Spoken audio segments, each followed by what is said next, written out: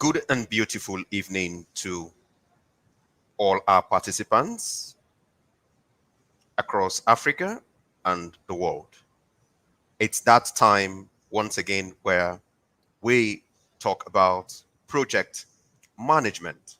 The last time we had our class, we had focused on planning, initiation of projects.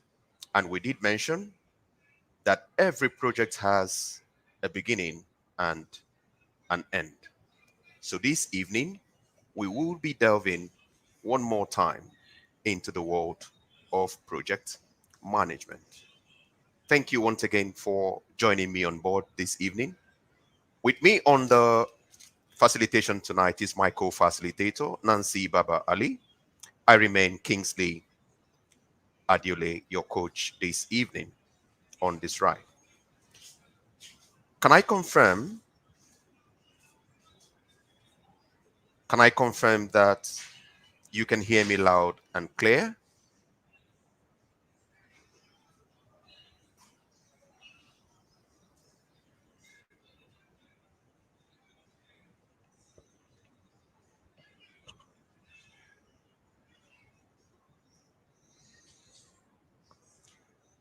If you can hear me loud and clear, please, can you type on the chat box? And as I extend my greetings to everyone, I can see Mercy, Blessing, Oladipupo, Payemi, Joyce, Fumilayo, Modupe, Elizabeth, and a whole lot of participants this evening.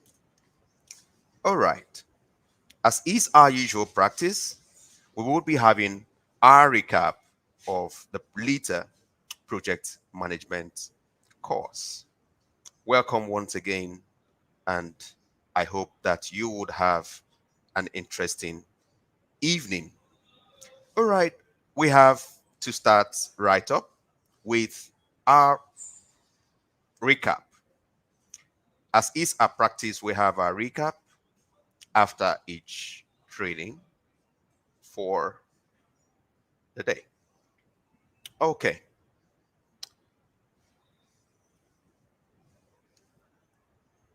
So by way of recap, we would look at briefly project initiation, project criticality, project complexity, and project scope. Remember that project management has to do with starting up projects from the beginning to execution and to the closeout. So this evening, we will be talking about project initiation. When we talk about project initiation, what do we mean? Project initiation is a reminder that every project has a time. So every project is time bound. And by that, the reason of being time bound, it means that it has a beginning and it has an end. Every project is also purposeful. It means that every project has a purpose. Each project has a life cycle to accomplish your goal. Projects are also unique. Projects are channels used to venture into the unknown. Projects also require cross-departmental collaboration, meaning no project is done by one person. It must involve teams, and every team has a role to play in that particular project. Also, every project is a single entity. So we must treat every project as it comes. Okay. Having said that, we move further to defining the initiation phase. In the initiation phase, you analyze the project and decide whether to actually do or embark on that particular project. So what are the main reasons why we embark on a project? Okay. So firstly, we have to understand the mission of the project, that is the why, asking ourselves key questions to try to understand the why of the project, the what of the project, what do we want to achieve. Also, we look at the steps we need to take to achieve these projects objective. And then We talk about the project stakeholders, who are those people, group of people who has interest in our project or the outcomes, the expected outcomes on these projects. Straight up after the initiation phase, we delved into the project criticality. We talked about project criticality, meaning that we want to decide to find out how critical is a project. Every project manager and the sponsor of that project have to analyze the project and understand what exactly does this project bring on board for that particular period. It also means that your decision as a project manager is key to survival and long-term success of the organization. It's also important to understand that to accomplish and implement the organization's objective and strategies, as a project manager, you have to decide if you will embark on that project or not. Thirdly, the criticality of a particular project is key to improving the operating processes and procedures. We also did mention in the last class that not all projects are equally critical or equally important to the survival of an organization or the company. So the role you play as a project manager goes a long way to decide if that project is actually going to survive or not. So we've talked about criticality of projects. Why is projects very critical? Then we will talk next about the complexity of a project.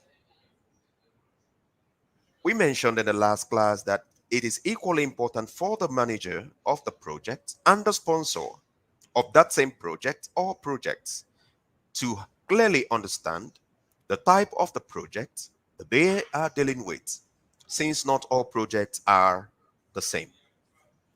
Therefore, we need to also understand that if the risk is high, we have to outsource at some point. But if the risk is low, then we ask ourselves, do we have the skills? Do we have the staff? Do we have the systems in-house to run this particular project?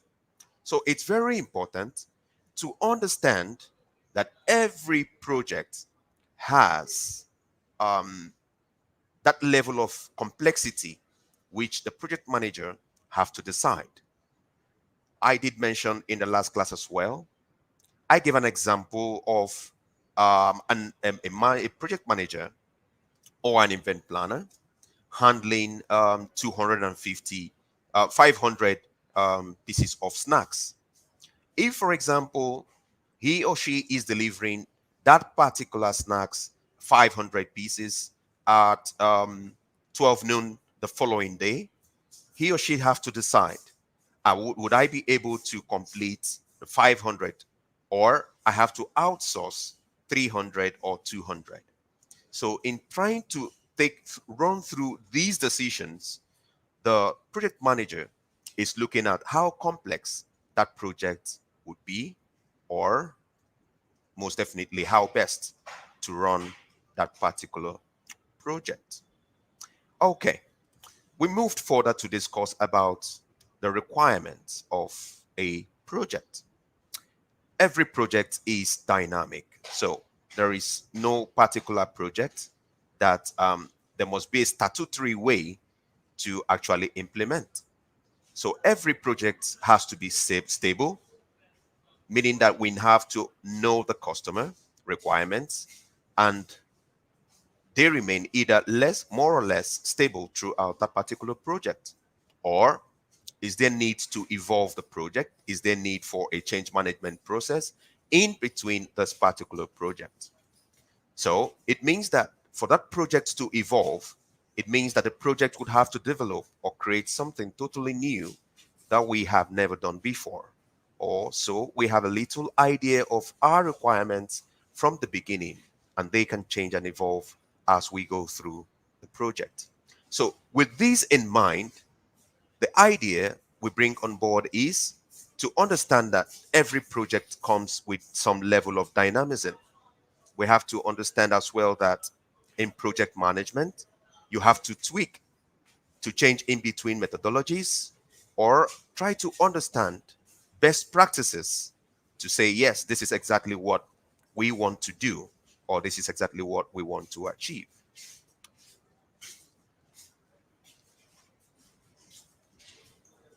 Okay. Thereafter, we mentioned or looked at project scope. So the scope of the project, we did mention that the, the project scope asks pertinent questions about each particular project. It asks questions such as the what, the why, the when, the who, how much is involved, where is this project going to be done, how many in the case of more than one project, how do we know we achieved our goals? And at some point in time, we have to define whether we have gone out of scope of that particular project or we are still within the time frame of that particular project. Okay, so it also means that um, you need to understand the competing constraints diagram. The competing constraints diagram also embodies together items such as the cost, the deadline, the content, and the quality, combining effective and efficient use of project resources. So for every resource, we need to understand cost effectiveness and efficiency. So in terms of cost, the expenses or expenditures incurred to produce a particular product or deliver a service or achieve a goal. And then also you need to understand that every particular project must meet specified deadlines. So these specific deadlines are what gives us the understanding in between here and there if there are milestones that need to be met. Then the content contains the information, material, or substance of a document publication, website, or media production. While the quality is that standard, the level or grade which you have placed that particular product, service, or process. It can also describe the characteristics, the attributes, or properties that define something's excellence or superiority. As a project manager, you will not want your particular project or the project given into your care to fail. You will want to ensure that all resources that are put on board for this particular project must meet the given time frame, be at a very reasonable cost, and also you ensure that the deadlines are met. Shortly after the project scope, we delve into what we have today. Okay, this evening we will be having a continuation of the last class. Can I confirm that you can type in the chat box if you are actually following this class up to the point of the recap so that we can move straight up into today's class?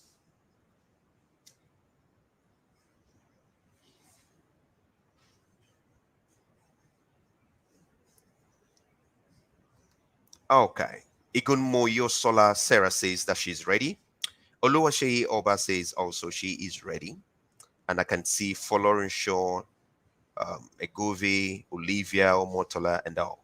Thank you once again for confirming that you are with me on this particular class.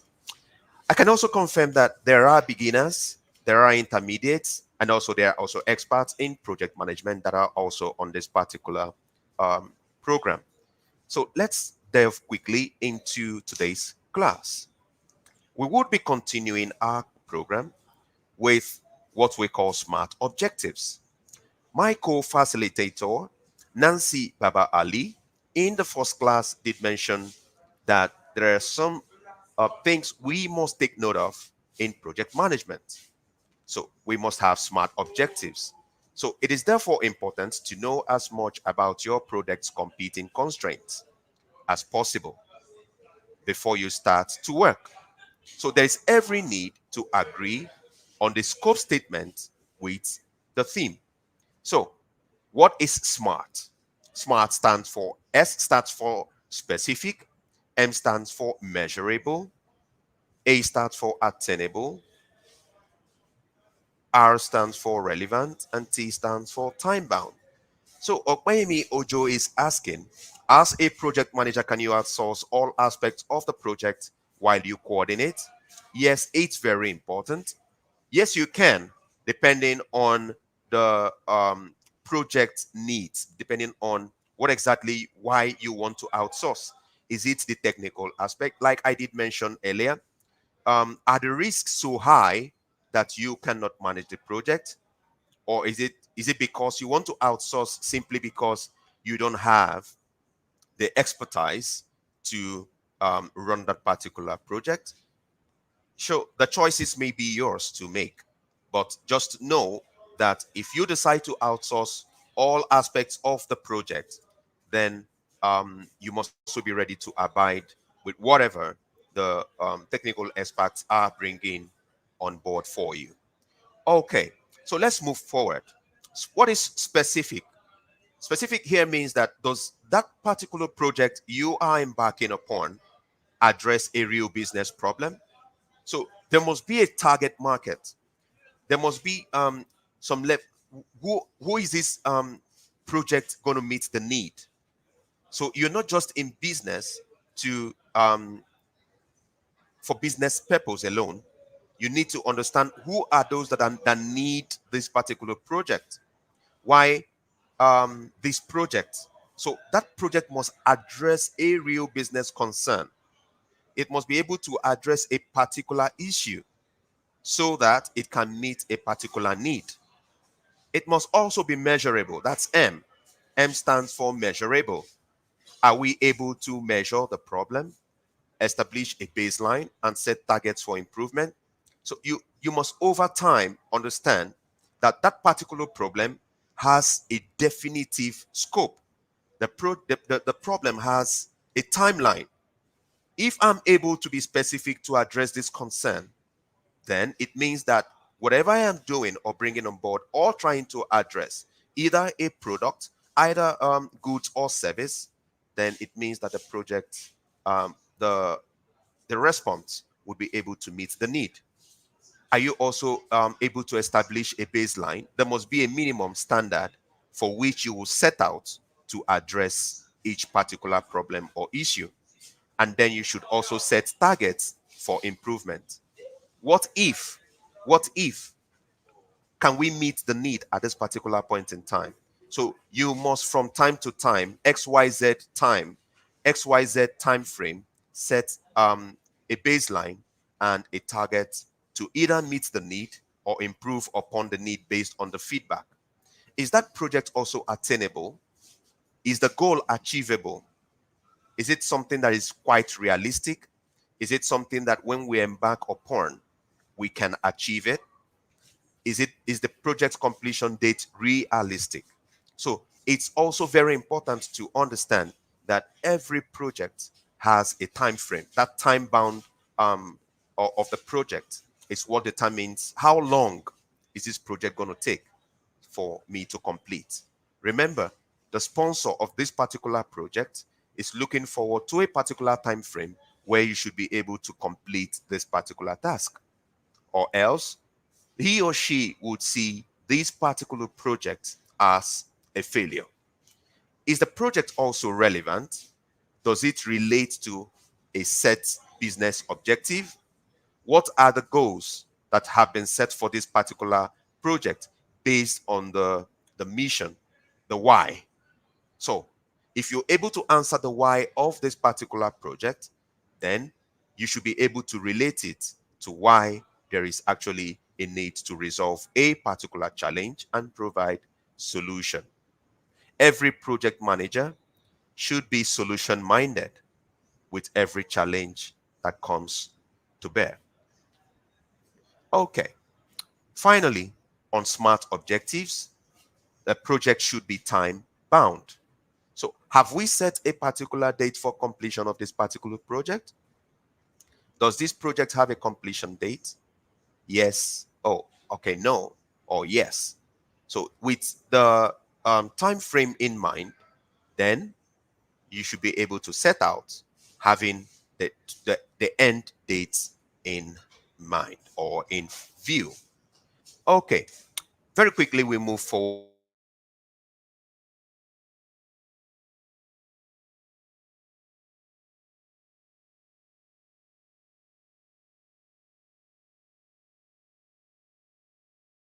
to the next part, forward to what we call the project. Okay, very concise, easy to read, and to the point. It should be signed by the sponsor and or the customer and the project manager.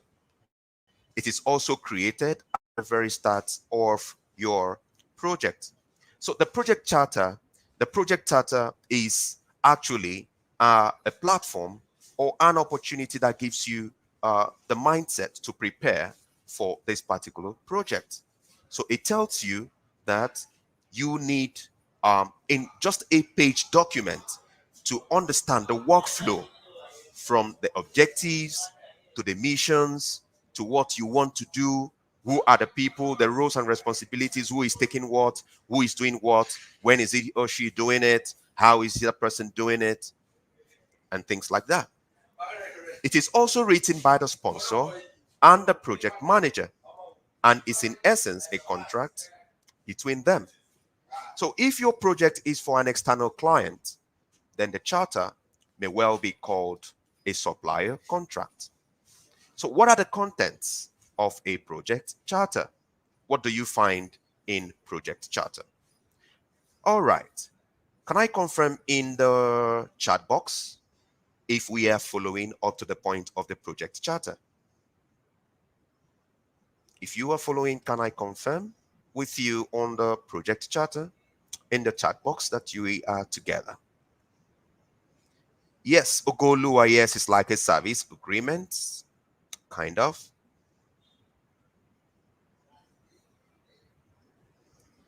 Okay. Yes, Adeola says it's the starting point of any project. I quite agree with you. Okay. Yes.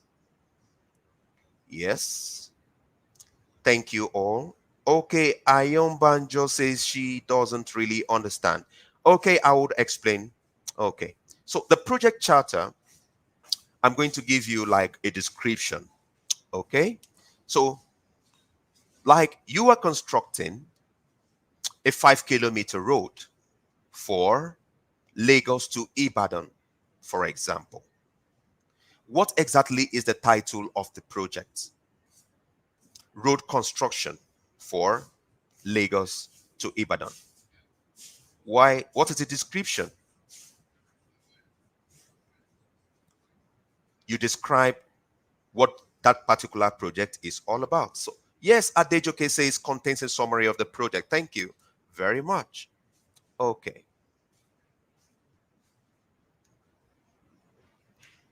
All right. So, the project charter has contents such as the project title and description. It also has the project manager that is assigned to that particular project and the authority level of that particular project manager. So it is very important that we need to be clear who the project manager is from the start of the project. Is it Mr. Adeyonju or is it Mrs. Adewale or Chef John? Whoever it is needs to be specified. What are the limits for signing and for decisions concerning the project? So are there limits? Are there like I did mention earlier, you don't have to go out of scope. So who takes the key decisions? What is the authority level? Is it the manager, the project manager in this case? Then we also have a business case. So in the case of Adejoke says in the case of a partnership, Who writes the charter? The project manager is entitled to prepare the project charter because he or she has the grasp, or the full understanding of this particular project, and looking from like a dashboard. It's like a one-stop shop where you can view, okay, the particular project and know who does what. All right, we have also a business case. Why are we doing this project? And how will the result of this project help the organization? Yes, in a way you can call it an executive summary, but I would also give you an example and show you what exactly the project charter looks like. Then we also have what we call the scope statement. So we have talked about scope, okay, where you ask yourself the what, the why, the who of the project, how much, how many projects, and things like that. So in case of production, Fumi says, who writes the project charter? Okay, I thought project charter is also a business case. Business case is just like a sub under project charter, where you ask your questions why you are embarking on this particular project and how the results of this particular, that's the expected outcomes, would better help the project. Okay. All right. Olaoye says it is an overview of the project. Thank you. Thank you. Okay. All right. So we also have other key items in the project charter. Okay. Some others include the product description, okay, or the deliverables. What does the end result look like? At the end, what are we intending to achieve? Oh, there would be a bridge over, there would be an overhead bridge from Maitu to Oshodi. There would be a red painted electric vehicle already manufactured, okay, for Tesla. Okay, so what are the risks? Are there high level risks? Are there low level risks? So at this early stage, you now also look around the successes or the failure of the project. If there are too many risks or if they are unacceptable, it is better to stop the project early on before too much time and resources would have been wasted. Remember that there are also what we call high level constraints and assumptions. So constraints are restrictions or limitations, while assumptions are factors that we believe to be true until proven differently. So finally, you would have who is signing and who is approving that particular project charter. So the sponsor or the customer. It is important for the charter to be signed as it will be taken more seriously. Okay. All right. So let's take an example of the project charter. Yes, Shalom says project charter is written during the, okay, she asking a question. Is project charter written during the initiation phase? Yes. You have to prepare your project charter at the beginning of your project or at the initiation phase so that it gives you a mind view, okay, a bird's eye understanding of the project. Okay, now Teresa says she is finding it difficult to follow up. Okay, can you look at the example of a project charter? So here, the project overview, okay, on your left, to your left, um, lower left corner, okay. So you would see project overview. Then you will write out what exactly is this project about? What are you doing with this project? Okay. So the write-up, yeah, maybe it may not be clear, maybe due to your network, Sarah. Okay. But just have an understanding. There is the project overview. Why this project? Okay. What exactly? You can summarize. This project is, I am going to deliver 500 snacks to Nikon Hilton by 12 noon. Top quality, tasty snacks. Okay. All right. So once you look at the project charter, you don't need anybody to tell you that this is a summary of the project. So you look at the progress. Each stage you can just put maybe 30%, 20%, 40%. You can have more than one progress sheet there. You can have progress 1, 2, 3, if you wish to call that. And then you look at your budget. Here, are you putting up an apartment? Are you setting up an office? Are you buying equipment? Are you making procurement? What is the quantity? Is it 1? Is it 2? Is it 3? How much? So the budget is there. The total budget for this particular project is included. So you see it there. Okay. All right.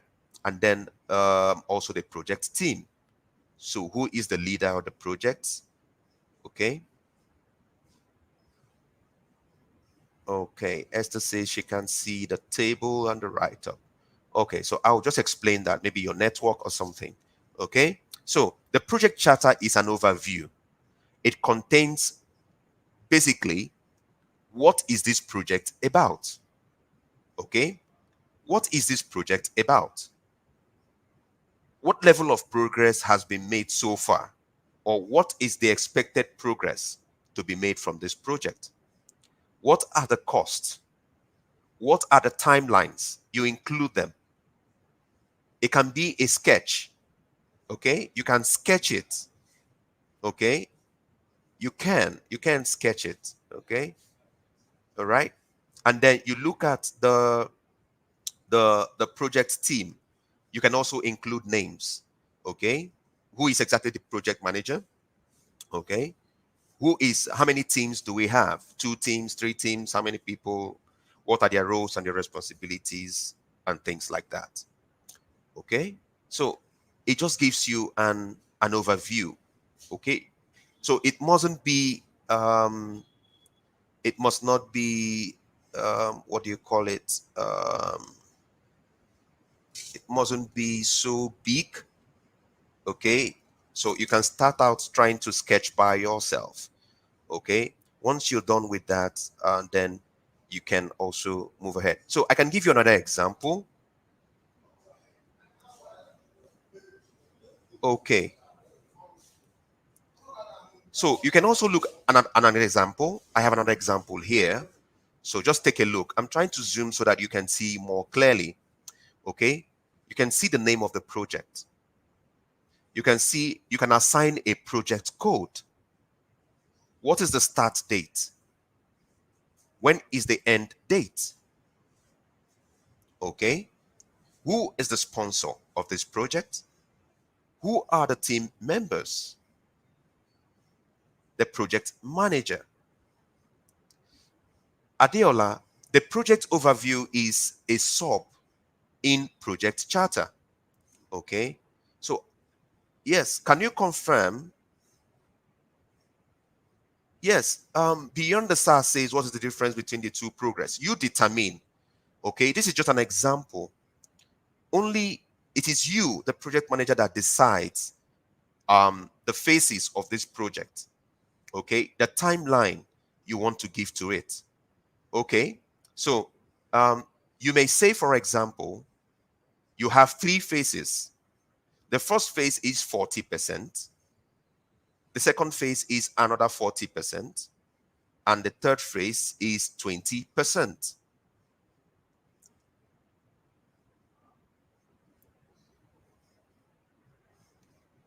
I have tried to zoom this particular tool. So can you confirm that you can see more clearly what you have on my screen? I'm just trying to make this a lot bigger for some of us who says they can't see. So try to check on your network once again. Okay, so look at the project name, look at the project code. You can assign a project code to it. You can include a start date. You can include an end date. You can also have a sponsor. You can include the team members. Okay. You can have the name of the project manager. Is there any support staff that you are also bringing on board? What are the goals and the objectives? Okay. Then the scope. What is the scope? What approach are you going to use? Okay. From week 1 to week 5, I would achieve A milestone. From week 6 to week 10, I would achieve B milestone. From week 10 to week 15, I would achieve C milestone. Then we talk about dependencies. Does A depend on B, or does B depend on C? These are questions you have to ask yourself. Or would it be possible to complete A without interfering with anything that comes from B or C? Okay, so these are questions you need to ask yourself as the project manager. Okay, so what are the deliverables? Okay, all right, so at the end of week 5, I should have been able to complete A. At the end of week 10, I should have been able to complete deliverable B. At the end of week 15, I should have been able to complete deliverable C. So these are key questions we must answer if we must make progress. So what is completion criteria? So the criteria for completing A must be listed out clearly. I must have bought 50 liters of granite oil, because I believe it will be enough to provide 200 pieces of snacks. I should be able to produce um, 1 bag of flour plus 5 liters of granite oil plus vanilla flavor or whatever it is. So these criteria you must meet before deliverable A, B, or C is completed. So with that in mind, it gives you already, like, you've itemized in your mind's eye what the business is supposed to be before you start up. Then you make, are there assumptions you need to make? What if I do this? Would it give me this? If I do that, will it bring the result B or C as expected?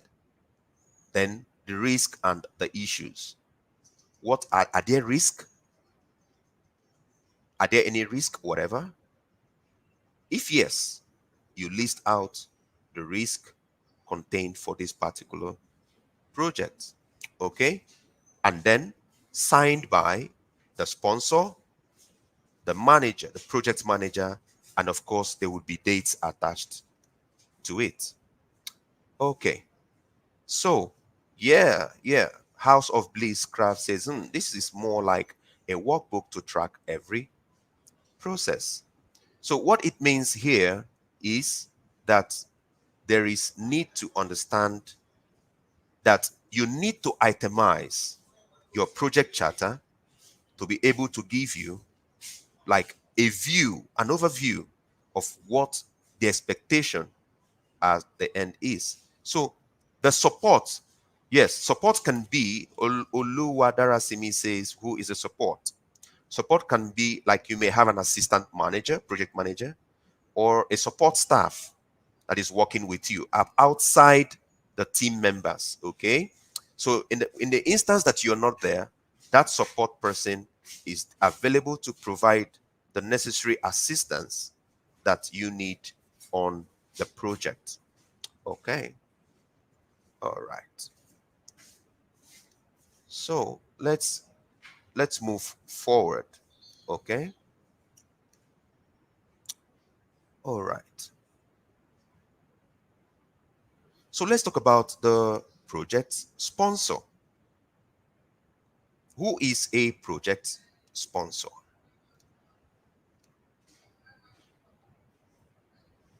Gloria Ugoji says, can a support be the founder? It all depends on who the support person is. If the support person is also providing, is also, who says this, the support cannot be the sponsor? It all depends on the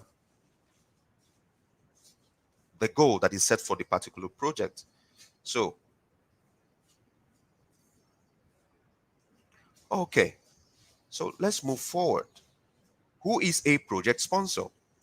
The golden rule states that if you have no sponsor, then you should not continue with the project. In reality, this may not always be true. However, be aware of the risks involved in not having a sponsor, or having a sponsor who is either not active or does not know his or her role. It may also not be possible in reality to define the whole team at this early stage. It is important to define those team members you can, and start to bring their understanding up to the same level as your own. So understand this: every project needs a sponsor to roll. It's like a defining force. Okay. All right, let's take some a look at, okay,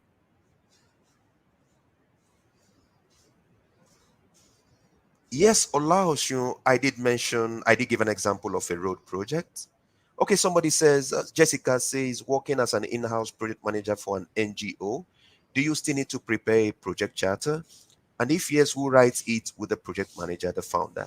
No, the project manager writes the project charter. So, and shares the idea with the founder. So you must understand that whatever has been done, you need to understand that um, the founder has explained, the founder or the sponsor have explained to you what he or she wants to get done, and you get to writing. Okay. Yes, every project, there is no project that is small or big. We have said that every project should be treated a as a single entity. Treat each project as a single entity. Okay. All right.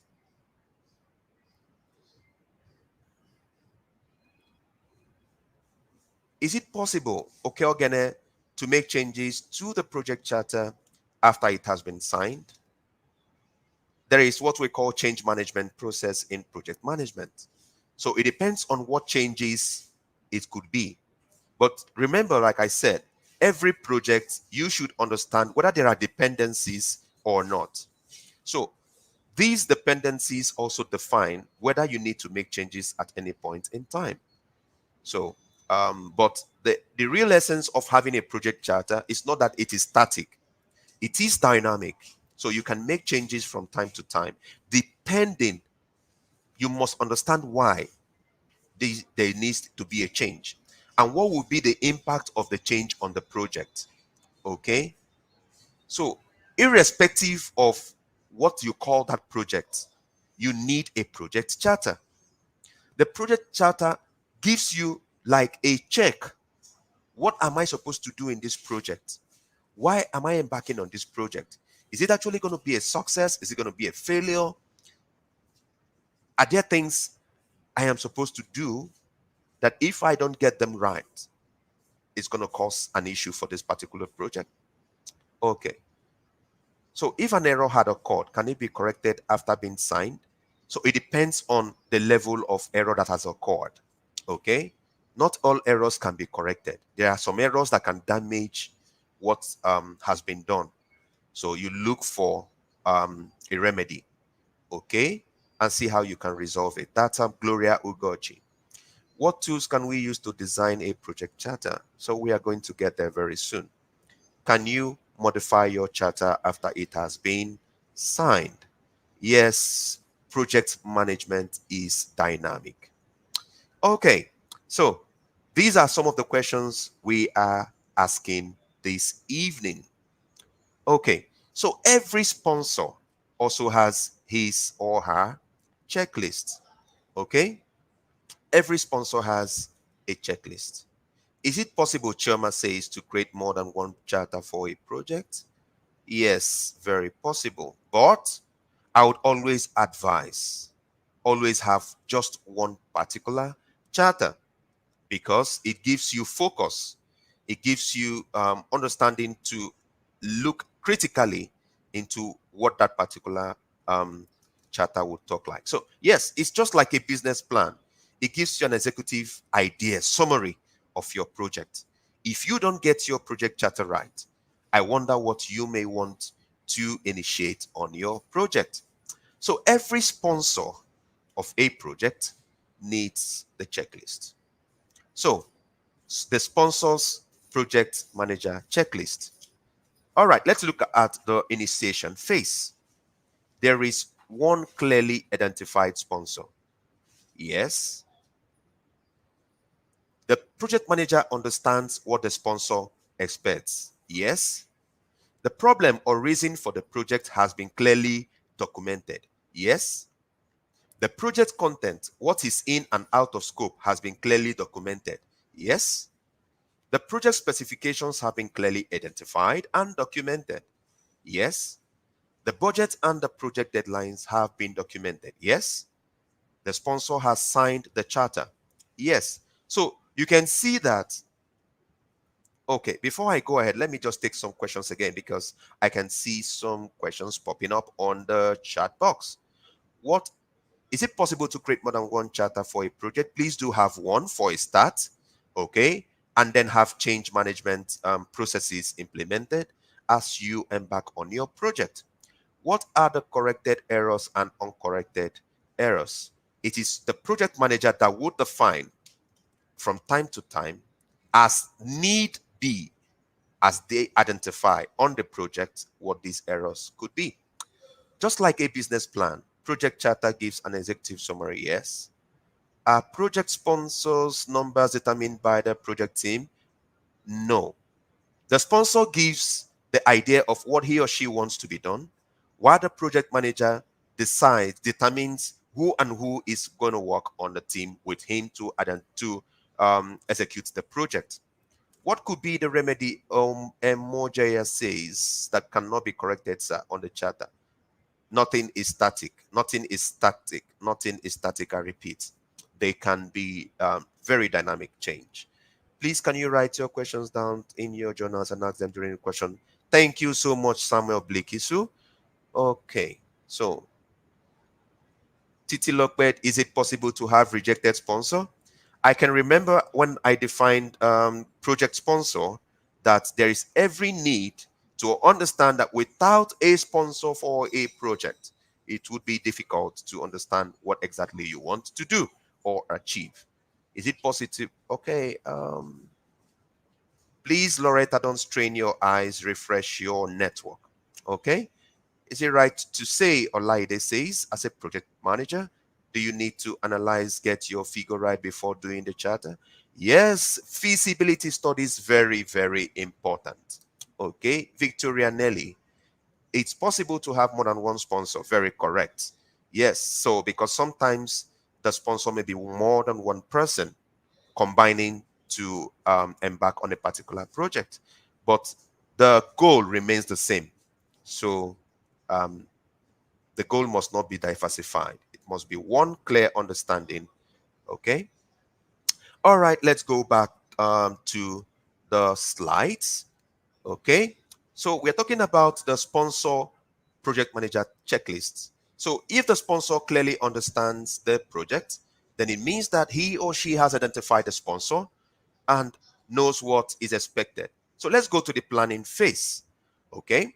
So the main project risk have been clearly documented. You know what is expected of you as a project manager, you tick. The constraints and assumptions have been clearly documented. You tick. The project stakeholders have been identified, analyzed, and documented. You tick. The list of suppliers have been documented. You tick. Who are the who are the team members? Do they have roles and have responsibilities been assigned to them? Yes or no? Are there milestones that have been identified and documented? What is the authority level of the project manager? It needs to be clearly documented. And as well as the sponsor signed the project plan. So let us take a break here and look back at the chat box while we try to pick some questions that would give us further insight into this particular study. Okay. Chidinma Glory says, since the sponsor has to sign the charter before moving to the planning phase, is there a possibility that the sponsor can reject the charter? If yes, is it then advisable to create two charters? No, you don't need to create two. One can be remodified. So if there is anything that the sponsor is not very comfortable with, there is need for communication between the project manager and the sponsor.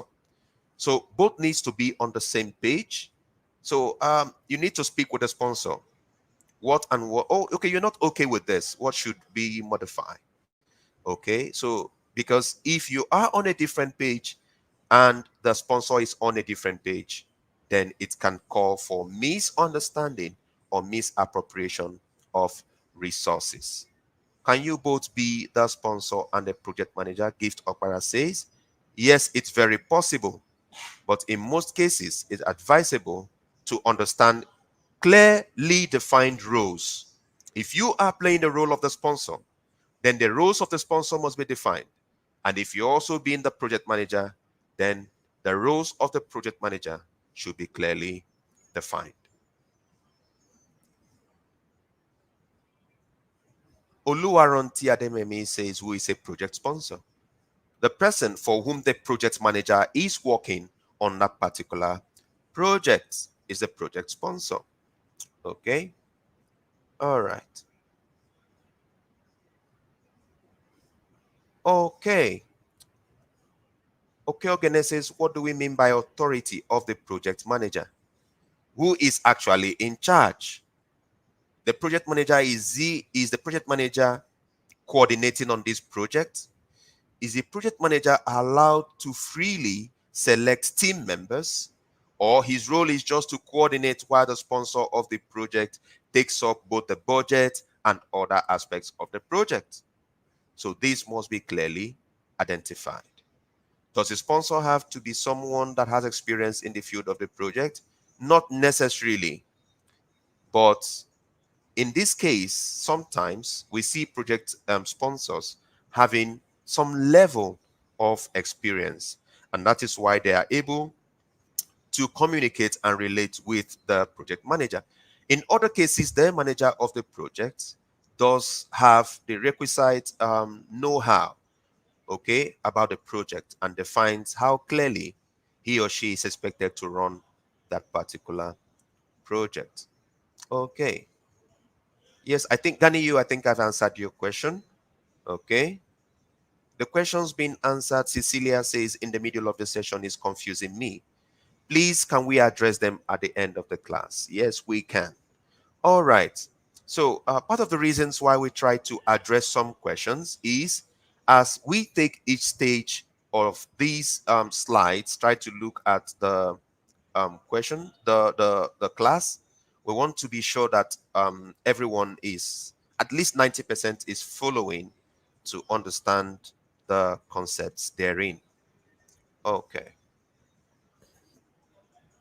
So Okome Becky says, so we'll just take a few more questions as we prepare to take our attendance by 8 p.m. Okay. What are the project deliverables and outcomes?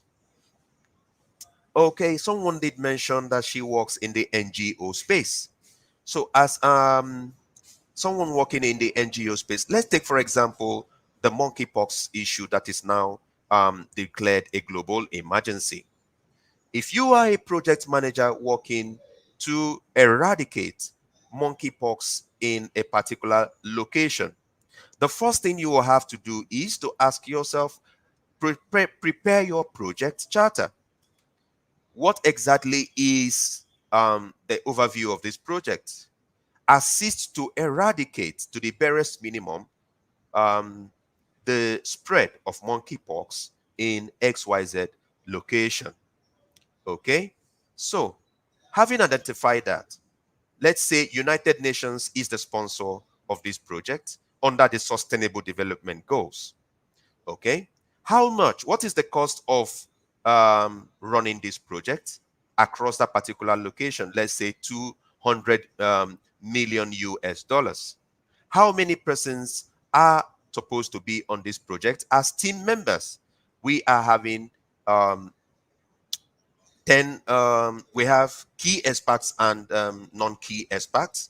The key experts here could be clinical staff, and then you may have admin staff as well, persons who field staff also. So you need to document all the staff and know what their roles are on this particular project.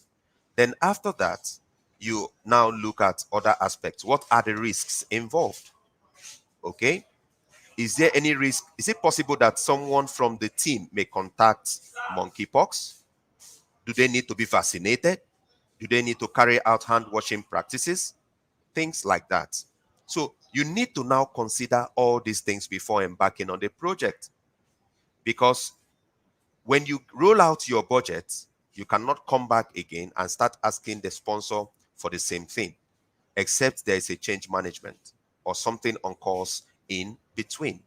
Okay, we will take a short break, okay, to sign our attendance, and then we'll come back to continue on the course. Please put down your questions.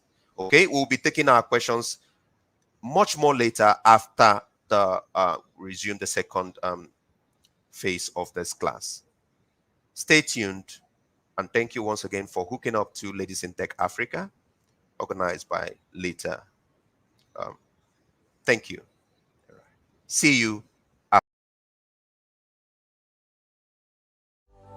The world of technology is constantly evolving, which means there's always an opportunity to learn and grow. My name is Oyebode Esther. I studied religious studies at the University of Ibadan. My name is Ifeoluwa.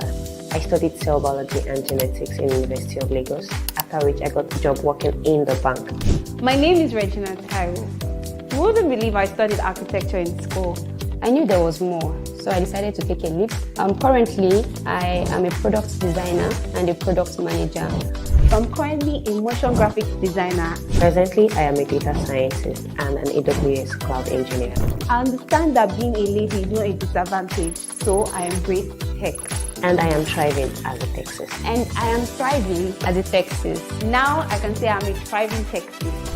Are you ready to break new ground and join the world of tech? The Ladies in Tech Africa initiative is a commemorative bootcamp in honor of our visionary, Pastor Mrs. Folu Adeboye, as we join her in thanking God for her 76th birthday celebration. This program is designed to help you make your career shift a reality. Registration is open and you can register via the link on your screen right now.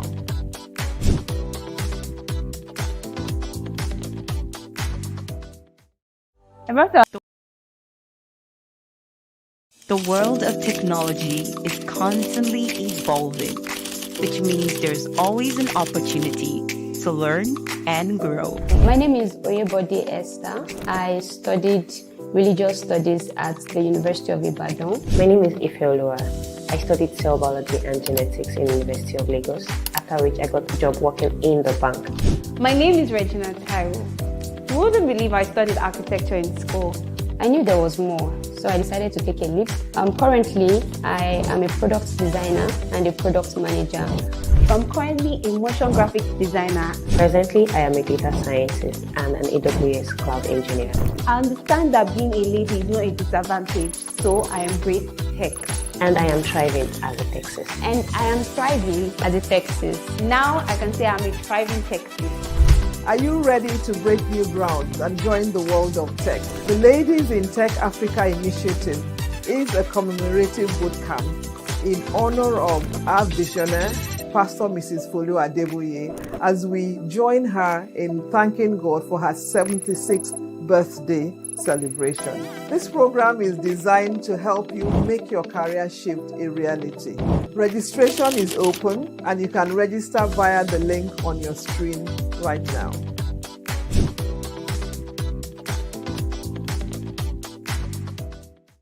Ever felt like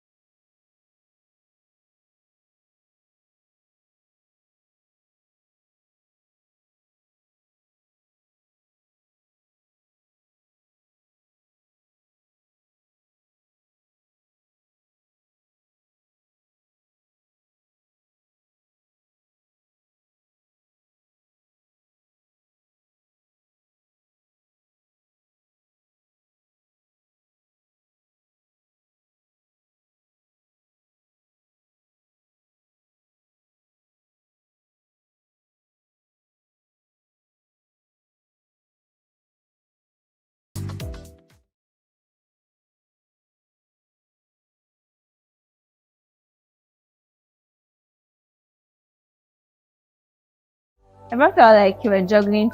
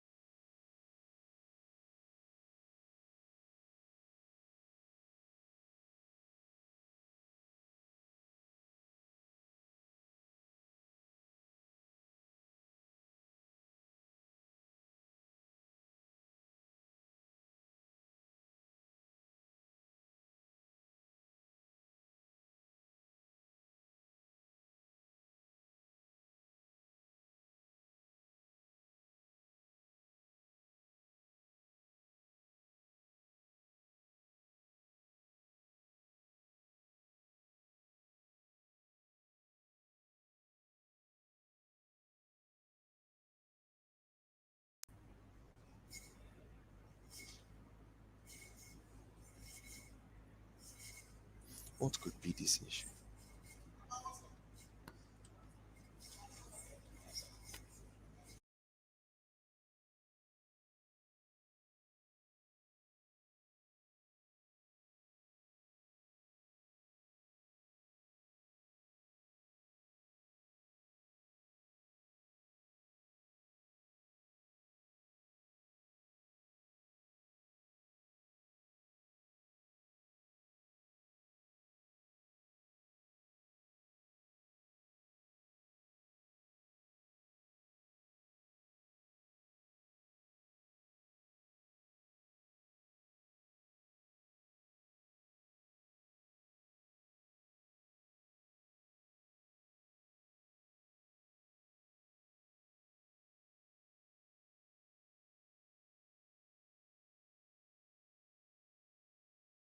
We've looked at the initiation phase and the planning phase.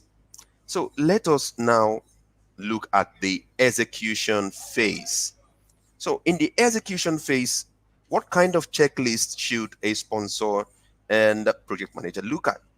They should be able to agree with the sponsor how often they wish to be informed and in what format. So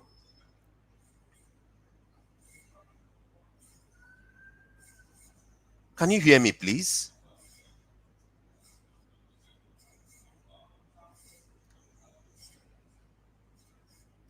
Can you confirm that you can hear me?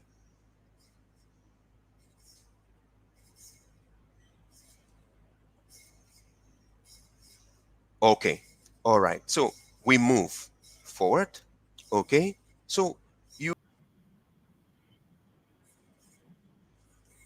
then you need to also get the sponsor signature on all changes that affect the 5 competing constraints.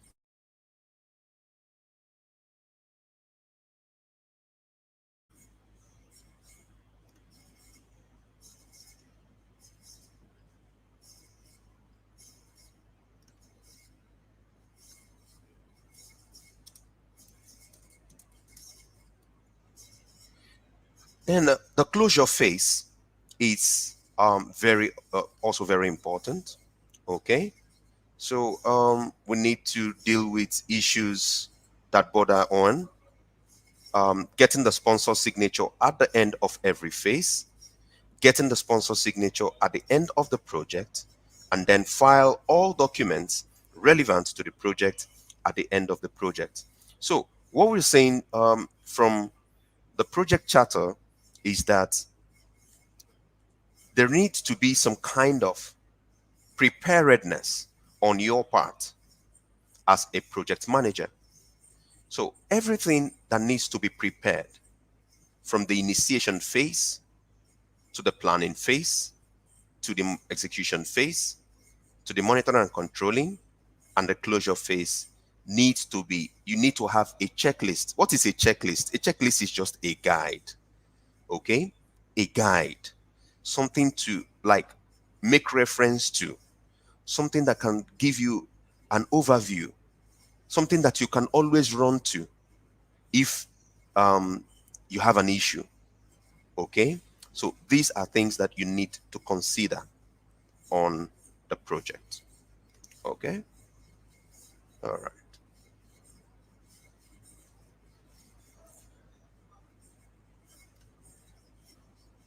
So who are the project stakeholders? Who are the project stakeholders? So the project stakeholders could be anyone, somebody who are affected by the activities or the result of a project. So whatever you do while executing a particular project, those people who are affected directly or indirectly by the project, what the project manager does on that project and the activities are, could be the stakeholders. Then people who can also influence, support, or resist the outcome are also regarded to as stakeholders. Then people also who have personal, financial, or professional interest in the outcome. So these are categories of people we refer to as the project stakeholders. Okay, so these project stakeholders,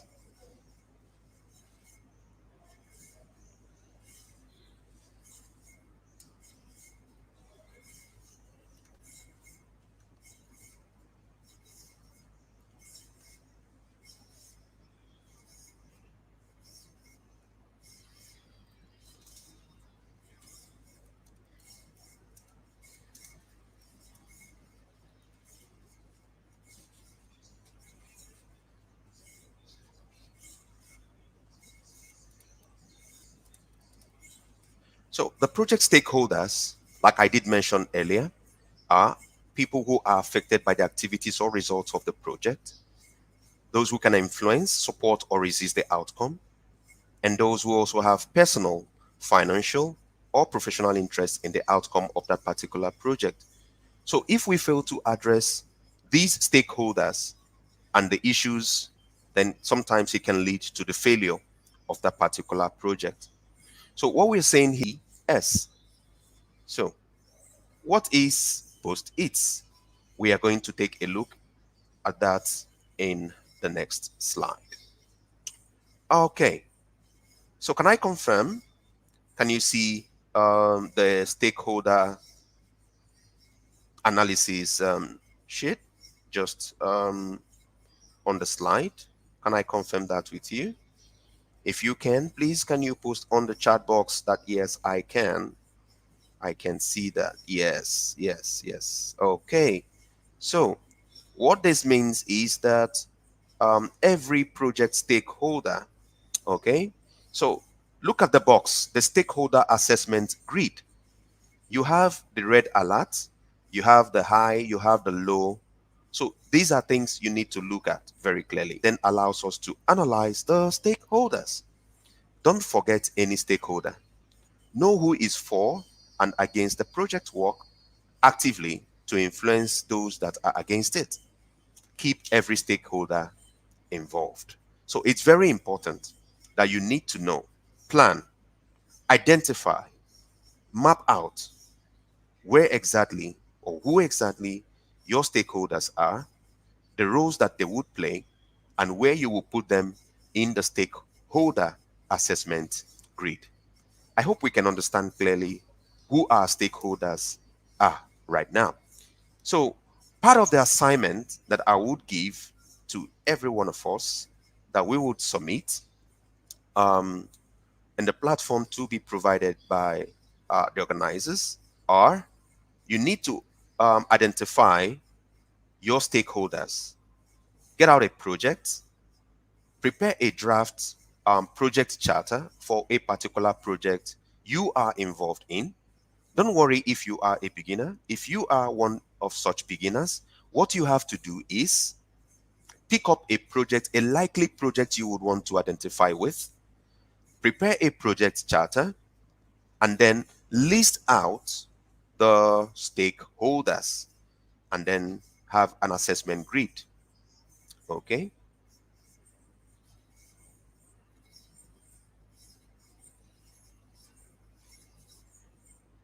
Can you hear me now clearly?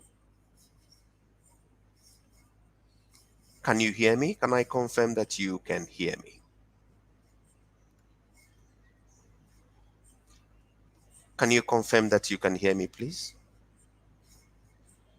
Okay. So our first assignment is prepare a project charter. Okay.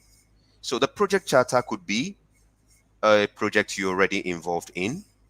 Just take it back. Just let's go back to the initiation phase and prepare a charter. Once you prepare, you can just do a draft on a piece of paper, okay? And take a shot and post it on our interaction platform where, yes, yes, you can submit on Monday in our next class, okay? Yes, please submit in our next class, okay? Next class, please, yes. So, um, then secondly, identify the stakeholders for that particular project and then prepare what are they high risk stakeholders or are they low risk stakeholders? Okay. Yes, please. Chidima. Yes, I got you that. So our next class is on Monday, please.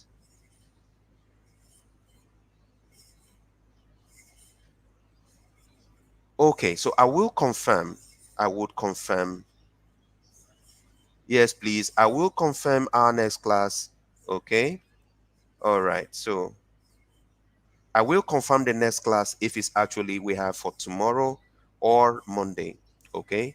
So, however, prepare for the next class. Okay. So prepare for tomorrow. Okay. If we do have our next class tomorrow, please do submit. Okay. All right. So you will be informed of our next class. Okay. Either tomorrow, Saturday, or on Monday. Okay. All right. So we move. So um, identify the stakeholders for your project and place them using your post-its. Let's discover if really you're following up with the class. So Janet, the task is this: identify a project, either a project you are currently working on, maybe as a project manager, or a project that you wish or you intend to work on as a project manager. Okay, then identify the stakeholders for that particular project. Okay, after identifying the stakeholders, try to place them in the stakeholder assessment grid to know if actually they would form critical part of this project or okay. um Busolami says, can I give a practical example? Yes. Okay. Nigeria's general elections 2027 is forthcoming, and Busolami have been chosen as a project manager to mobilize 10,000 youths in Lagos State to ensure that they vote and vote right. So what Busolami would do is, who are the stakeholders? Definitely the youths. In which local government are you looking at? Are you looking for all the local governments in Lagos State? Do you need to bring in the Lagos State Independent National Electoral Commission? Are you looking at the media? What roles would they play? Can they determine who votes for who, or why who should vote for who, a particular candidate? So these are stakeholders. Okay. So Busolami, I hope you have an understanding right now of who a project stakeholder could be. Please, you would submit your assignment in the next class, please. Or I would appreciate if you have it on or before the next class so that on the platform, we can take a look at it, have some discussions in preparation for this class. Okay. So now that we have an understanding of the stakeholders, remember, no stakeholder is unnecessary or unuseful. Every stakeholder has a role to play. Yes, Chidinma, you will definitely have the slides for this particular class.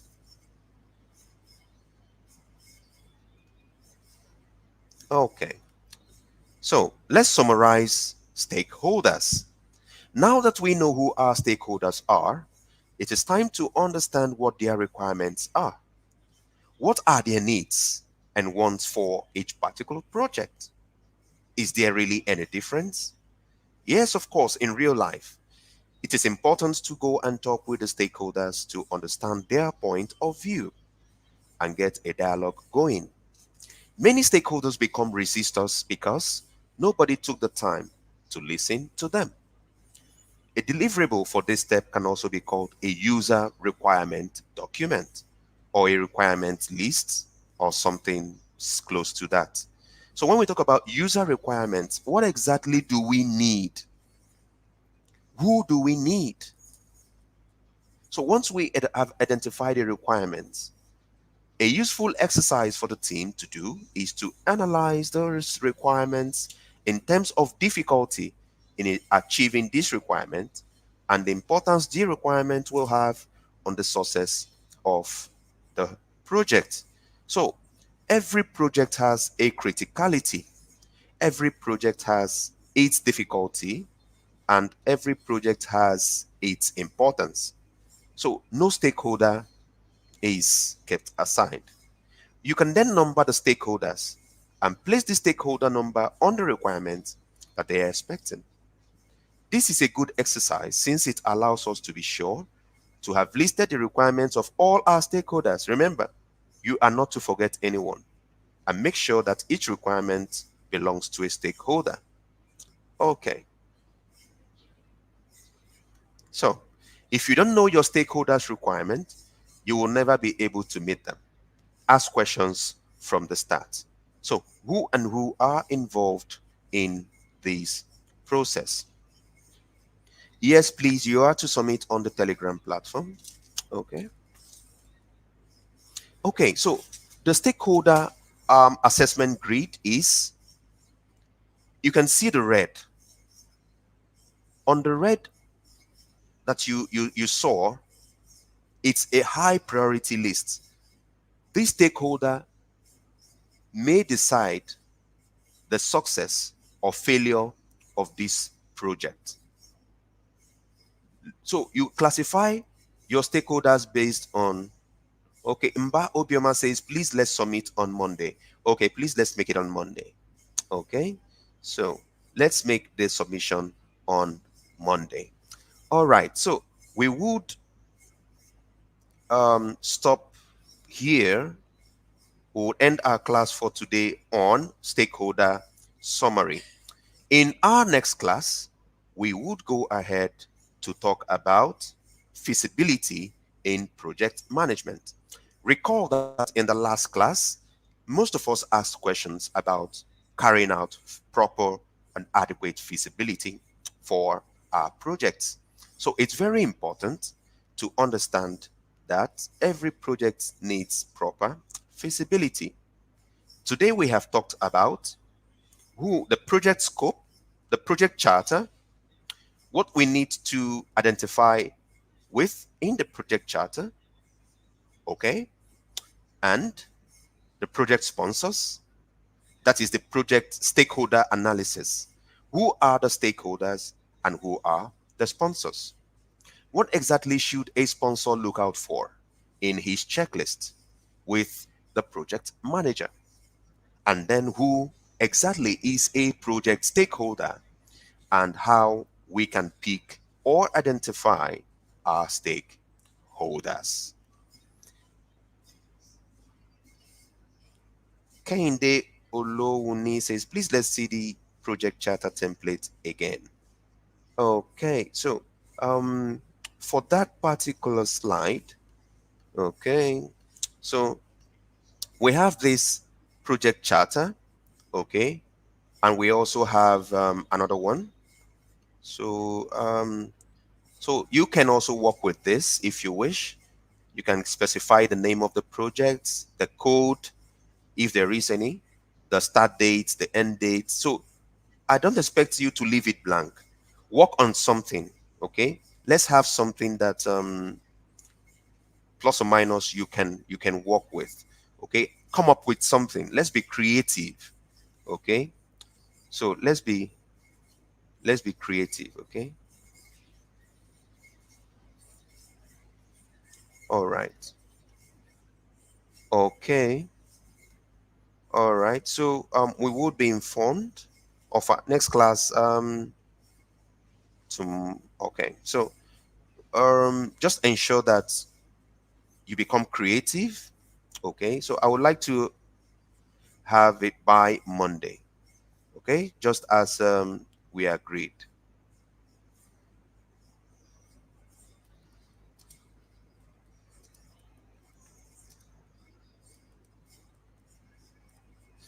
Okay. So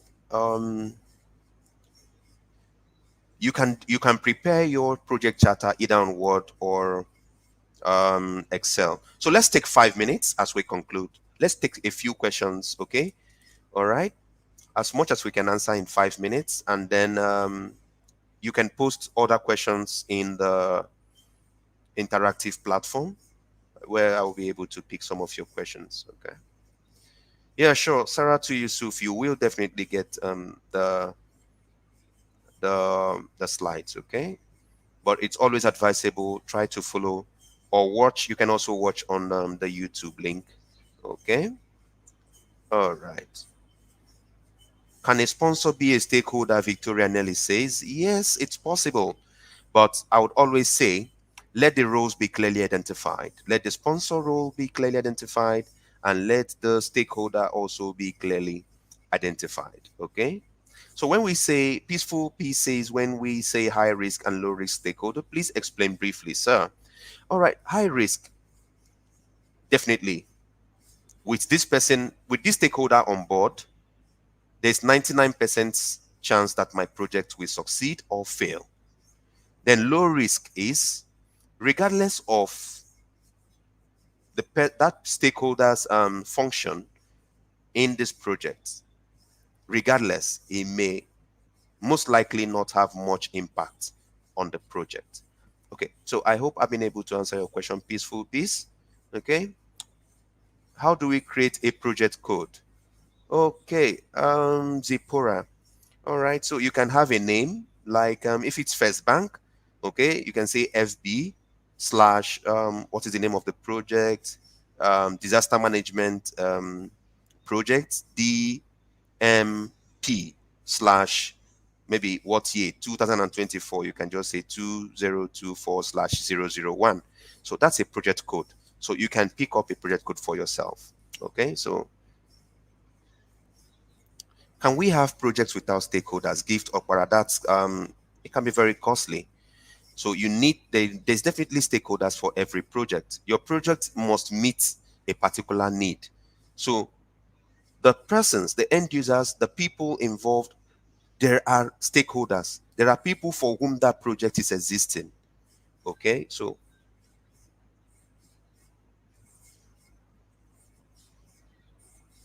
yes, some of these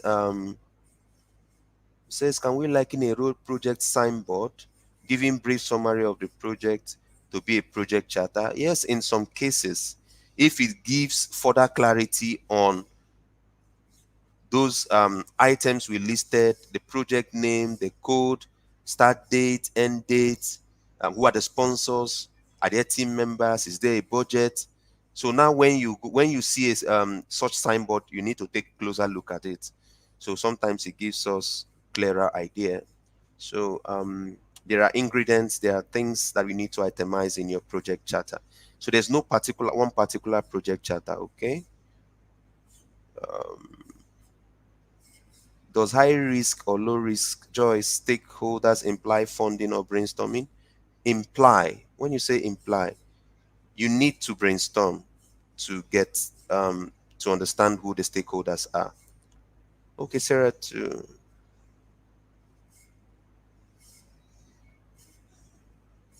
okay, Oluwaseyi, can you please briefly explain the stakeholder post-it box according to their order of importance? Okay, yeah, Sophia, thank you. You have come up with um, a project code. So the project code should be realistic as well. 2034.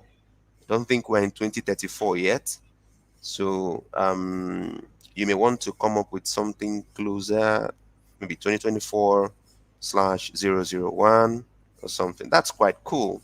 So it shows that you are following in the class. Okay. Mary says, does the project manager prepare the project lead checklist for the sponsor to check out the expectations? Yes, you need to share with your sponsor to have an understanding of project deliverables, project outcomes, project objectives, deliverables, and outcomes. Okay. Can the company that assigned a project to you be the stakeholder? No, no, no, that's a sponsor. Okay. All right. What if there's a just 1 minute and then we'll be done with questions until the next class? Okay. What if there's a conflict between the requirement of a stakeholder and that of the sponsor? How do you go about it? Communication is very important. You need to review, you need to modify, and there need to be an agreement. They need to be on the same page. Okay. Okay. Project deliverables. What are so?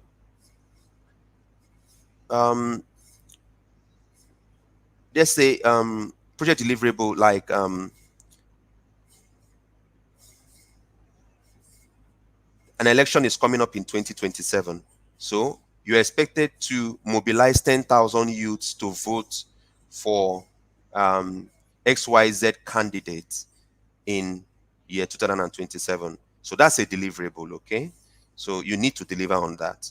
Okay, and then you now write out who are the stakeholders that need to be involved. Okay, do you need to consult traditional rulers? Do you need to consult community heads? Do you need to consult XYZ persons? Okay, all right. So yeah, so let's we're done with all the questions for today.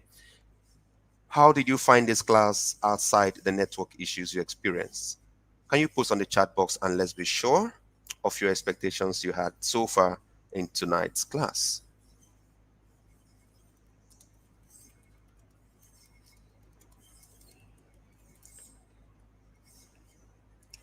Okay. Thank you, Peaceful P. She says the class was amazing. Joke says it was enlightening. Unique Elocution says the class has been very insightful. Olaide says very interesting and enlightening. Umi says interesting. Okay, so you can bring your questions to our Telegram support group and then we'll take more. On behalf of Lita and Ladies in Tech Africa, Kingsley, and my co-facilitator Nancy Baba Ali, we're signing off and we say see you in our next class. Do have a nice evening ahead.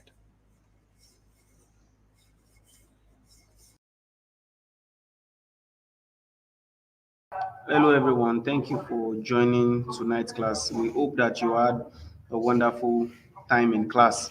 Please do not forget to subscribe to this channel as you'll be getting updates as regards the onboarding to the learning management system to continue your training. Communications will also be sent to you via the Telegram channel and through our social media platforms. If you need to reach us for any question, you have questions regarding Ladies in Tech Africa, or you have anything that you want us to be aware of, please do not hesitate to write to us via email, through the Telegram community, or any of our social media platform. We hope that you enjoyed tonight's class and we hope to see you in the next class. Do not forget to subscribe to this channel, turn on notifications so that each time we post a new video, you get notified. Thank you very much. Have a wonderful time.